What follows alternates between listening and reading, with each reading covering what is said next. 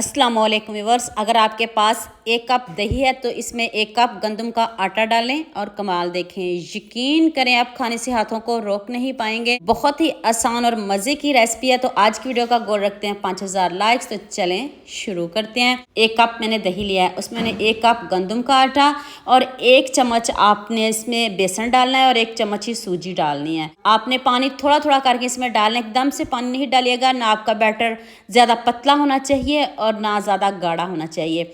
अभी मैं आपको बताती हूँ किस तरह का आपका बैटर होना चाहिए। मैंने इसमें हाफ कप पानी डाला है। आप इससे ज़्यादा पानी मत डालिएगा वरना आपकी मेहनत ज़ाया हो जाएगी। आप गंदम के आटे की जगह मैदे का इस्तेमाल भी कर सकते हो, लेकिन आप गंदम के आटे से ज़रूर बनाइएगा, आपको बहुत मज़ा आएगा। अब मैंने इसमें सब्ज़ मिर्च और चॉप किए हुए लहसुन ऐड किया है और खूब सारा सब्ज़ धनिया डाल के इसको अच्छे से मिक्स कर दें। और अभी बहुत सारे मसाले बाकी हैं और ये सारे मसाले आपके किचन में मौजूद होंगे। 1 टीस्पून नमक, half teaspoon chilli flakes डाल दें और 1 टीस्पून मैंने इसमें कसूरी मेथी ऐड की है। इससे बहुत अच्छा फ्लेवर आएगा।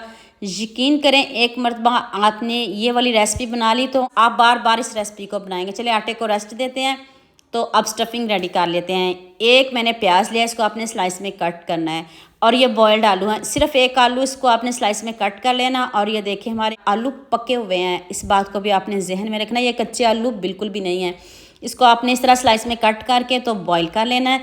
अब इसमें हाफ टी स्पून नमक डाल दें, half teaspoon chilli flakes डाल दें और थोड़ी सी मैंने इसमें हल्दी डाली है कलर के लिए और 1 टेबल स्पून आपने इसमें चाट मसाला डालना है और 1 चम्मच खुश्क धनिया है। इसको दरदरा सा कूट लेना है। सिर्फ 1 चम्मच बेसन डालना है, ना कोई पानी डालना है, आपने इसमें कुछ भी नहीं डालना है। इधर स्टफिंग ध्यान से देखिएगा ताकि आपसे कोई गलती ना हो और आप भी ऐसी मज़े की स्टफिंग बनाओ।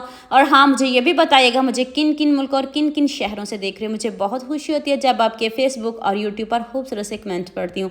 आप सबका खूबसूरत कमेंट करने का बहुत बहुत शुक्रिया और आप सबके लिए भी दिल से दुआ है मेरी। आप भी हमेशा खुश रहिए और हमेशा मेरे साथ ऐसे ही जुड़े रहिए। नेक्स्ट पैन में मैंने 1 टेबल स्पून ऑयल लिया, सिर्फ 1 चम्मच ऑयल, उसको अच्छे से आपने ग्रीस कर लेना। पैन को पहले ग्रीस जरूर करिएगा, ना कोई आपको आटा गूंदने की ज़रूरत पड़ेगी। जिनको आटा गूंदना बहुत मुश्किल लगता है उनके लिए तो मैंने और भी आसान रेसिपी कर दी है।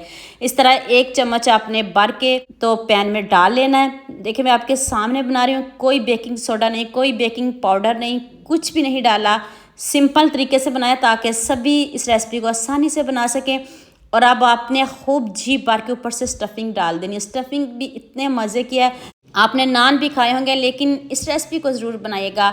स्टफिंग डाल के ऊपर से आपने चम्मच से इसको प्रेस ज़रूर करना है ताकि ये जो स्टफिंग है वो बाहर नहीं आए।